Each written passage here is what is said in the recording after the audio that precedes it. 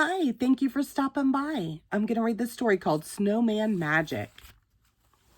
It had been snowing all day. Snowing, snowing, snowing. George was bored.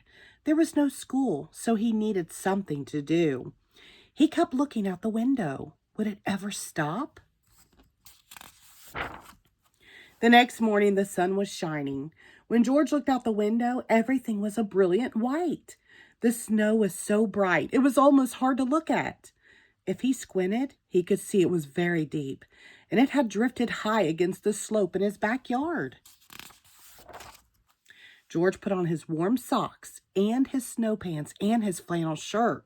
Then he put on his snow jacket, his boots, his mittens, and his hat. He was ready. Outside, the air smelled clean and cold. George plunged into the snow. It was fluffy but crunchy, too. He made a snowball and threw it against a tree. It was very, very quiet. George took some snow and packed it into a small ball. Then he started rolling the ball into the snow. The ball got bigger and bigger. When the ball got too heavy to roll, he stopped rolling it near the bottom of the slope. Then he started rolling a medium-sized ball. He put it on top of the big ball. Finally, he made a small ball for the top. George went inside the house and found a scarf in the closet and a carrot in the refrigerator. In the old days, his mother told him people used to take pieces of coal and use them to make eyes. But there wasn't any coal in George's house, so he found 2 buttons and brought them outside with the scarf and the carrot. He carefully pushed the buttons into the small ball near the top. He stuck the carrot in the center. He found a few small twigs and used them to make a mouth. He wrapped the scarf between the top ball and the middle ball.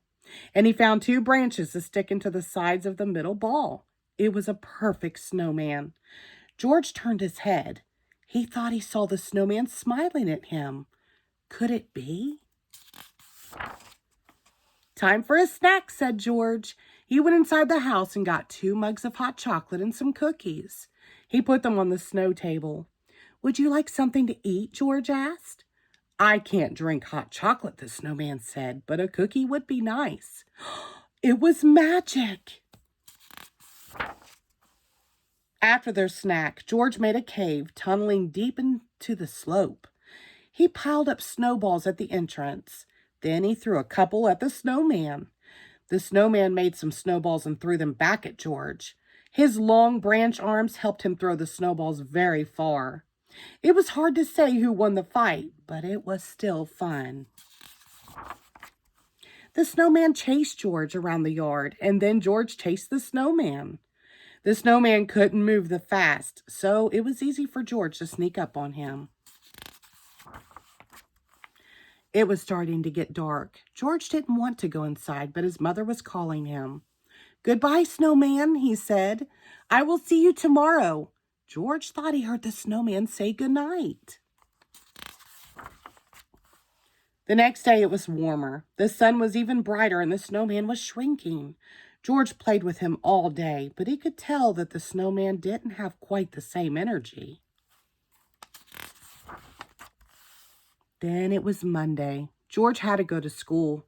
It was another bright, warm day. When he came home, the snowman was almost gone.